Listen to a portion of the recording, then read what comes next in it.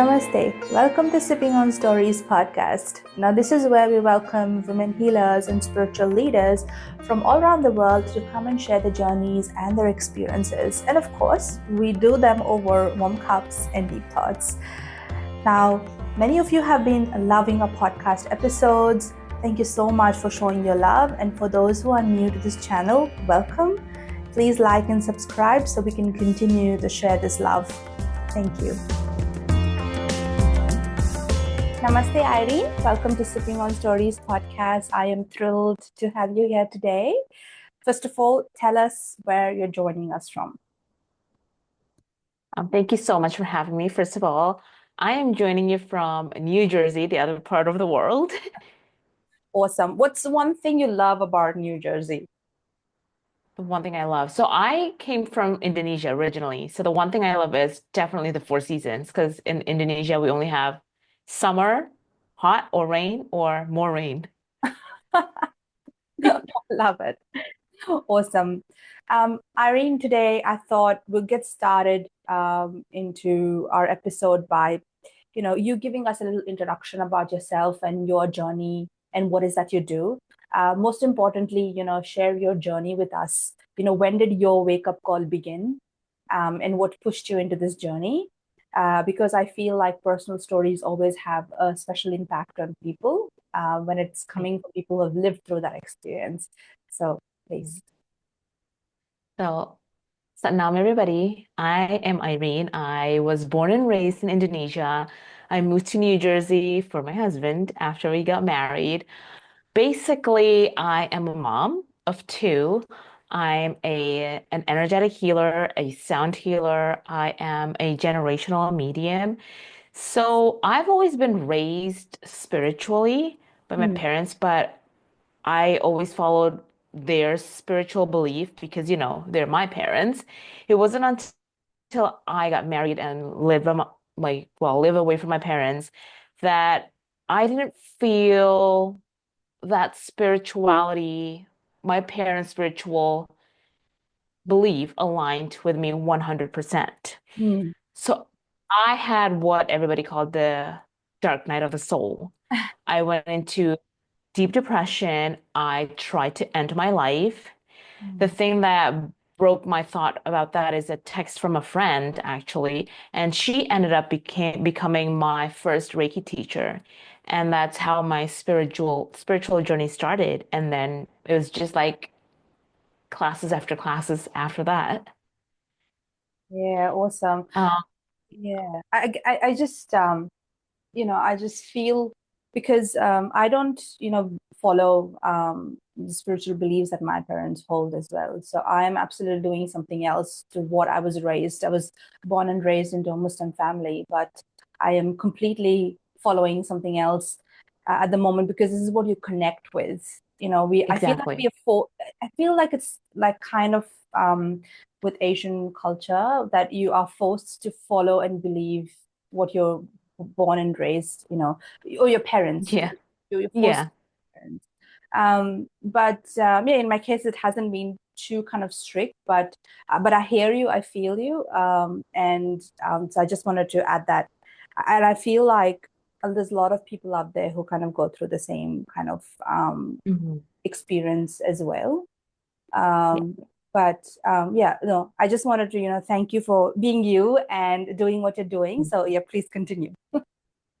So that was my first spiritual awakening. Mm. And then I got pregnant in 2020 when the world was shut down. I became a mom and I felt the journey was so isolating. But me being in a spiritual journey, because I do believe that motherhood is also a spiritual journey. It's actually, I believe it's one of the greatest devotions because in order for you to become a mother, you sacrifice a lot of things. You sacrifice your body, your identity, time. There's so much. So I stepped into a new spiritual journey when I stepped into motherhood. And I feel like motherhood itself is so lonely. And I feel like spiritual ascension, spiritual journey can be lonely as well. So Mm. when combining the two, the isolation feels multiplied. Mm. And after a while, my postpartum depression was pretty bad as well. The second time around was worse. But it got me thinking, what did I need during my postpartum period that I can offer to other moms, other spiritual moms? Yeah. I needed, of course, the community. Mm. But what has helped me also in my postpartum journey is my faith, actually, my spirituality. I leaned so much and surrendered so much into my faith that I can say it helped me got through life Mm. during that dark period. Yeah, absolutely. And you mentioned, postpartum depression, and I kind of, believe that or feel that not a lot of people talk about it, Mhm. and it's never kind of up on the surface and how serious it is or how serious it can get. Because Yeah. one of my friends who became a mom, she was like, I didn't want to have my child, like I just wanted my child away. She was like so much into the going through the postpartum depression. She's like, just have the baby. She's just handed over to the husband. I don't want it. She was like, Mm. it can get crazy, and I want you to Yeah. kind of shed some light onto what is actually postpartum depression and what do women actually generally go through, and what did you go through, and how, I mean, of course you said you had the your faith helped you get through it, but what are some of the kind of practices that maybe you adapted or in that time to kind of help you get through that? So I feel like postpartum depressions, of course, it's different for everybody. But for me, I had a lot of mental breakdowns to the point where I thought I had healed that suicidal part of me, and it came back. And that kind of surprised me, actually. So I really had to lean into the spiritual realm. I had to lean into God, source, whatever you want to call them. What helped me through is mantras, number one. I chanted so much every single day. My Kriya, my Kundalini practices, and sound baths because I do feel like it calms my brain down. Hmm. It brings my brain waves down. But yeah, those are the three major things that helped me through my postpartum depression.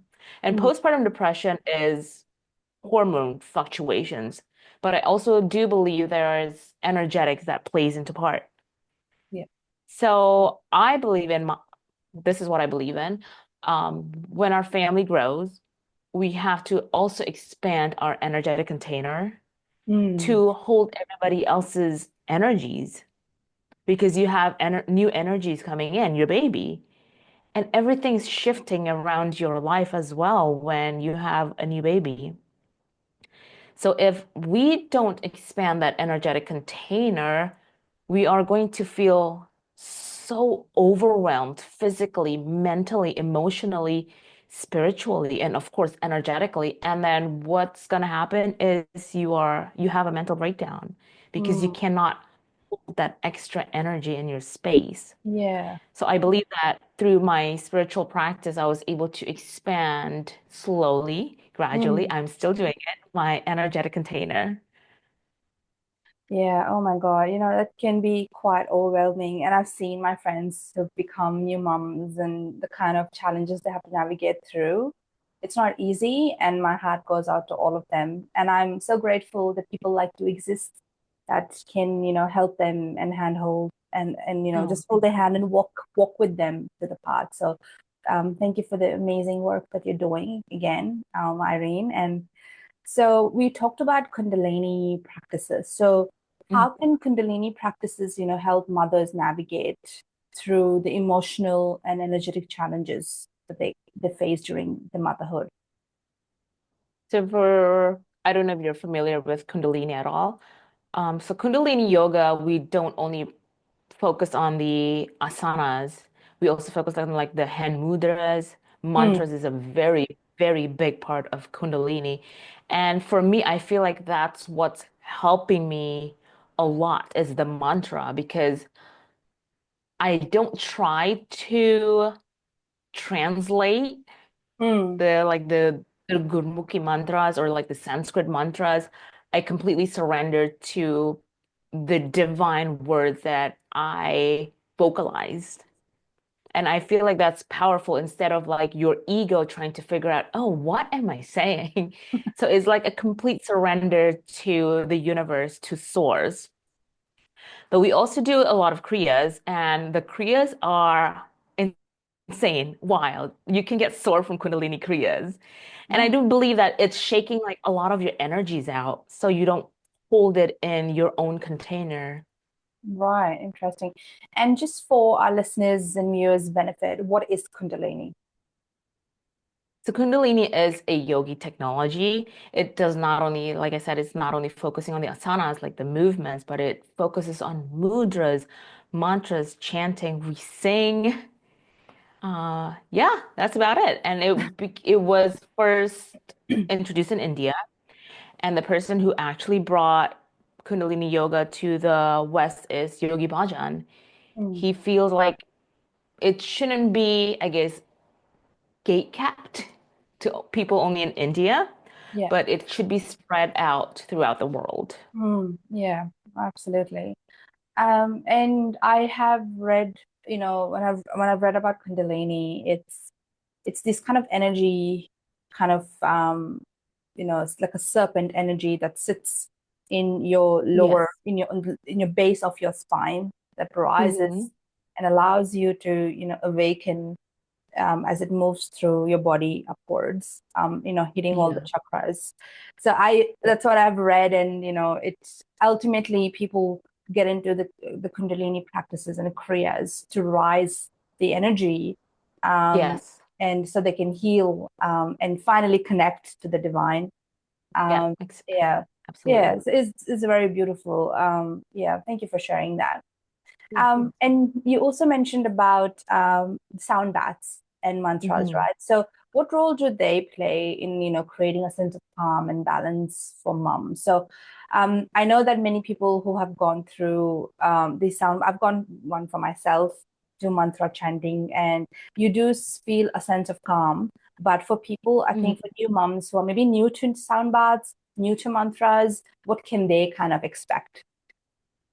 So for sound bath, it's most definitely, or definitely, it'll calm your mind down because it brings your brain waves actually from a beta state, which is like stress and overthinking and everything, to alpha, which is a relaxation when you're in the spa, that's where your Mm, brain wave is at, or even theta, where it's like that limbo between sleep and awake. It mm, can drop your brain wave into that level, and that creates a sense of calm and a sense of peace. And the often you drop your brainwave, the more you can get that sense of calm. And I do feel like for moms, it is very important since there's a lot to do mm, in a mother's life. You have nonstop to-do lists. So being able to bring your brainwave down, it gives you that focus that you need, mm. especially when your kids are throwing a tantrum and how to handle them in that moment so you don't explode. Yeah. And as for mantras, I feel like for me personally, that's the most powerful instrument is your voice Mm, because it is you who produce that frequency to yourself as well. It's also vibrating in your body. yeah, absolutely. And what sort of mantras would you recommend, if anyone's kind of looking into it, where can they start? So I chant a lot of mantras from like short ones or long ones. I do feel like for mother, I like Kuan Yin mantra, the Mm-hmm. Om Mani Padme Hum, because Mm-hmm. it gives you that sense of peace. And also it's I lost my thought. That's okay. Is it possible, Irene, that you can say the mantra the way you do? If we can have like a little mini kind of a chanting session, if you may. Oh yeah, of course. So Okay, if you would like to join with me, I will. Yeah. we will put our hands on what's called Gyan Mudra. So the thumb with the index finger together and just rest it on your knees, on your thighs, and we will close our eyes Taking a nice deep inhale and exhale.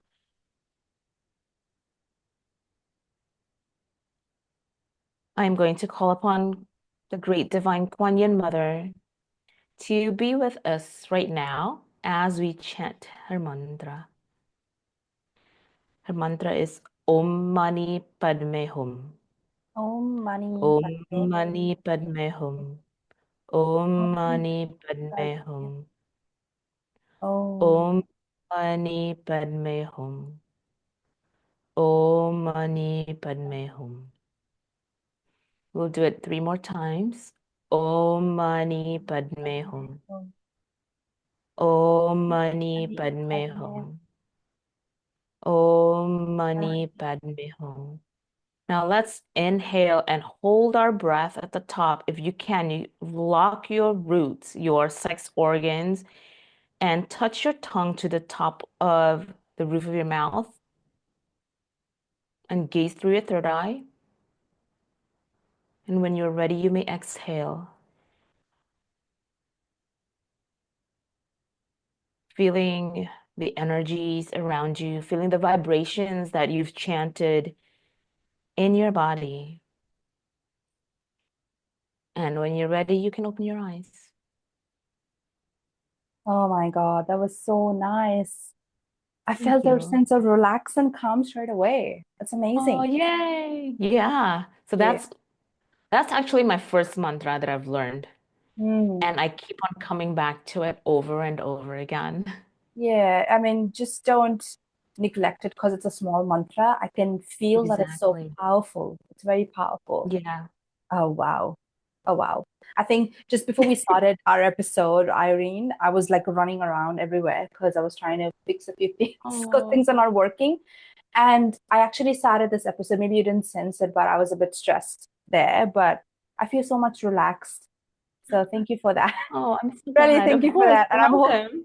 I just hope our listeners and viewers, could practice that with us and they felt the same. So please, please comment, how you Yeah. felt so we know too. So, Yeah. oh, that's There's a great. lot of recordings out there. If you have Mala Japa, which is the beat, you can chant with it 108 times. That's a Yeah, perfect amount. yeah, absolutely. Um, I do mantra jobs every day, and also, but Mm. a different mantra job, of course. But I, I can feel how the kind of focus it brings for you in your daily Yeah. life, in everything, Yeah. in your work, in your Yeah. relationships, in everything. So I Yeah. strongly do recommend for everyone. Some I feel like right, it's important too. Maybe it's just like a 5 minute mantra, but it allows you to just sit and be still and, not be absorbed or be absorbed into like the chaos around you. yeah, absolutely, absolutely. Right. My next question was, what was a simple sacred sound practice any busy mother can incorporate in their routine?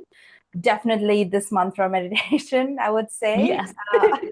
Yes. But if there's anything else, Irene, that you would recommend, go for it. Well, if they have a sound bowl, it'll be nice if you can just sit in meditation and just play with your bowls. That's number Yeah. one. Or there are lots of recording, YouTube, Spotify right now. But use the headphones because there are some frequencies that you cannot hear without a headphones Hmm. that would actually help you center and calm yourself down. Yeah. Okay. Awesome. Irene, if there are any client stories that you would like to share today with our audience, anything that you feel Client. like maybe could have an impact on someone or had an impact on yourself, maybe, if you have any client stories. Yeah.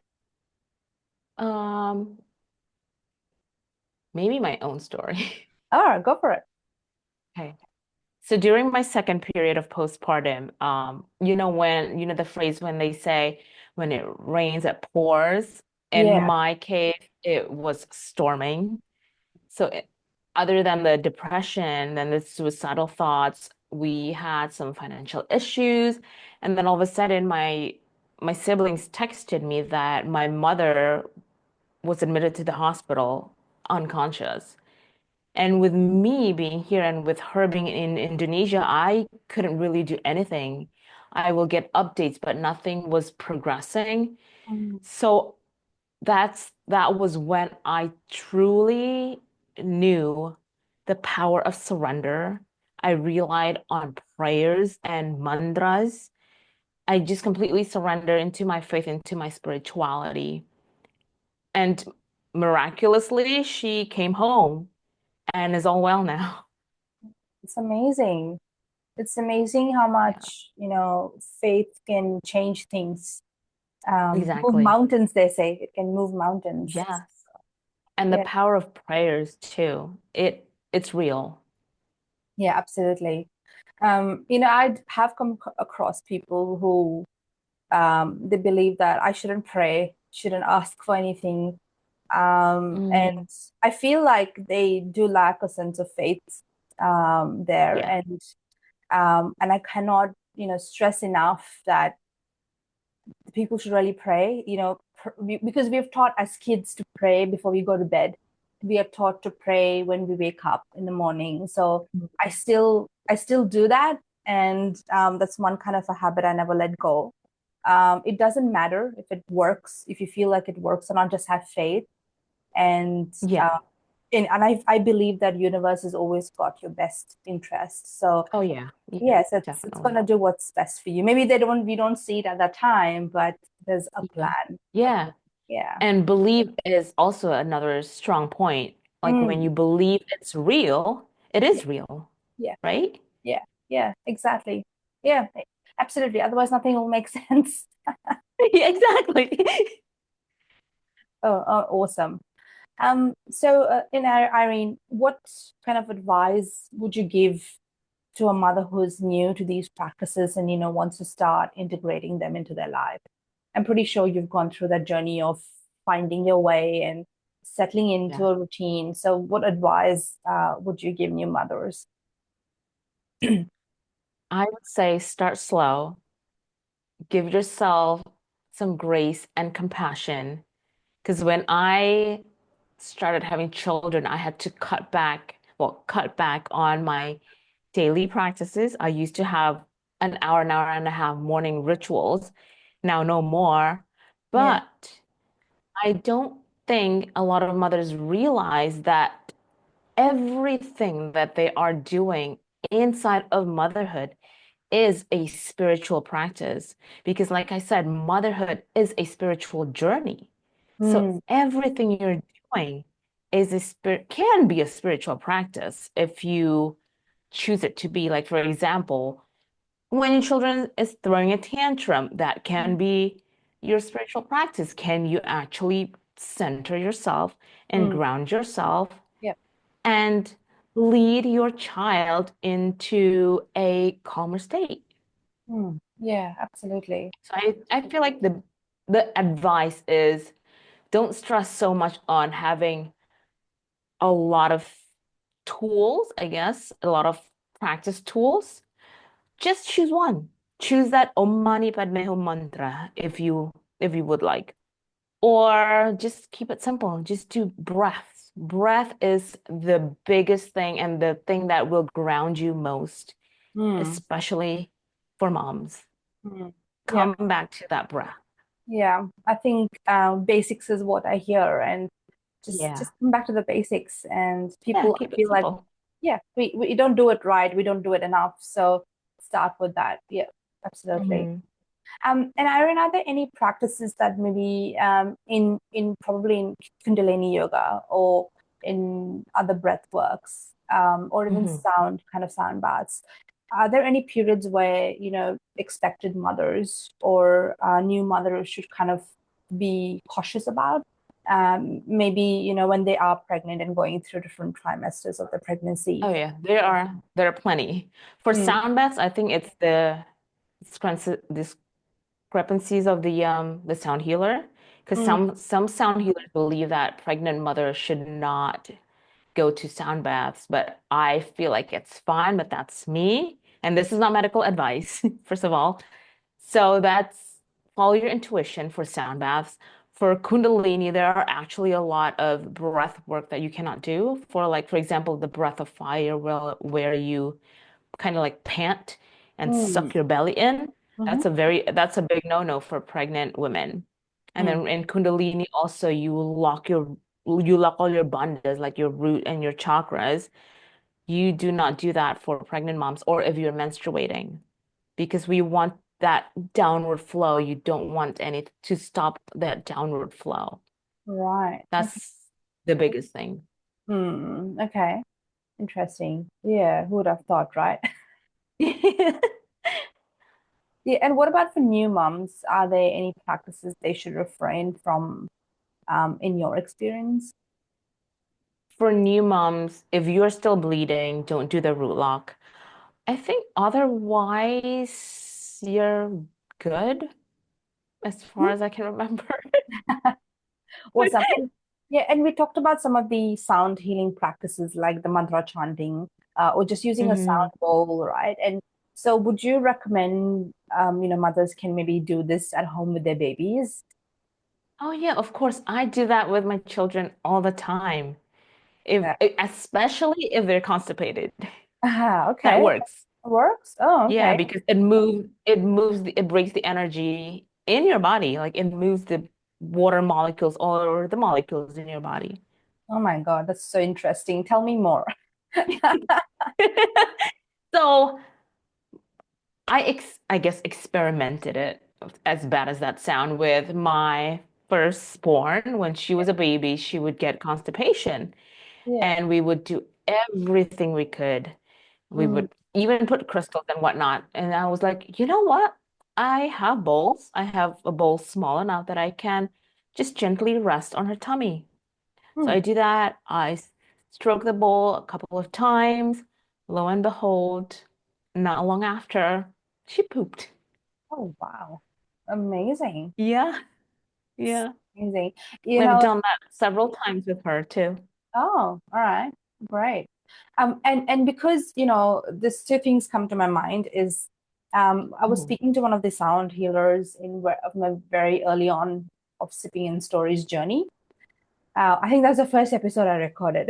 So, and we talked about how a body is made out of, it's made out of water. 70 to 80% Exactly. of our body is water. And when you actually, when you do, you strike the ball and go on Mhm. creating the sound has a frequency that will repel the water. You'll see there's rippling in the water. The water molecules are Yeah, vibrating, and that's yeah, what happens in our body. And exactly. when it receives the I guess the enough amount of frequency or wavelengths it absorbs, it Mhm. heals. Your Yeah, body starts healing, your cells, your organs, and everything start healing. So I thought yeah. that was such a beautiful kind of explanation because it makes sense. um, Hmm. and I see how, during the full moon or during the different phases of the moon, how the Yeah. water on the beach kind of, the tides, how they kind of behave. And it makes sense that Hmm. even moon has like so much effect on our bodies. And we Oh tend yeah. and I've seen that, kind of experimented, but, with myself. So I think that's crazy, but it's so true. I just wanted to put out there for people who are more like scientific and, they kind of need a scientific explanation or they kind of look behind into the Yeah. scientific things. But I also feel like when you trust your intuition and you surrender to your faith, to the higher conscious, the higher divine, there's no logic per se, but there's always magic. Exactly. It's Exactly. Oh, I love that. There's no logic, but there's always magic. I love that. yeah, Yeah. exactly. I love it. And the other point I wanted to mention is there is a very like a holy story of Mahabharata in the Indian scriptures, where there's Hmm. one part that talks about where a child is in the mother's womb, and the child can hear everything that's happening around Yes. the Yes. mother. So they can hear. So he hears about how to kind of get into, basically the war zone. So how to get into Hmm. it, but he doesn't probably hear how to get out of it. So it's one of a story. So it's very interesting, and I got me thinking that this baby is always hearing, and the kind of energy you Mm, surround yourself with, the kind of sound, the kind of practices you exactly. do, the effects. So Yes. be mindful about it. I guess is Yeah. one of the messages that I wanted to just put out there. So Yeah. Because if I can add to that, yeah, please. so at when you're 18 weeks pregnant, I think it's the first sensory or one of the first sensories that baby develop is hearing. That's at Mm, 18 weeks. yeah. And at 7 weeks, they start to respond to sound and especially to the sound of their mothers. Mm. And that's why when they come out, they recognize the sound of their own mothers. Oh, wow. That's so beautiful. Oh, Yeah. wow. And I guess, Irene, sometimes, mothers cannot, do it by themselves. So my other question is that how can partners and family members can actually support a mother's journey with this, sacred sound and energetic? So how can they play a part? Because I'm sure a lot of listeners watching would, either have, someone they know or their family members Yeah. who might be pregnant, and how can they best support them? So if you cannot do it yourself, or I do feel like you can chant mantras even if you're laying down. But if you cannot, if there's like circumstances that you cannot, you can always play it in the background. Mm, The frequencies and the energies are still going, it's still emitting. Actually, that I do want to bring up a story of myself when my mother was sick. yeah. Obviously, she doesn't chant the mantras that I chant.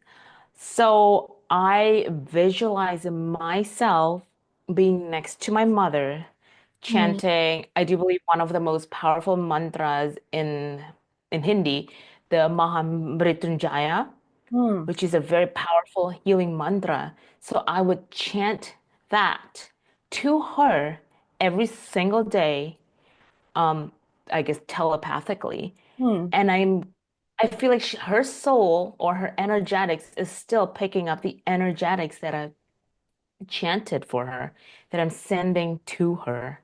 mm. Because it's also quantum physics, right? Yeah. I think quantum physics have proven the intentions and manifestations, even if you're not there.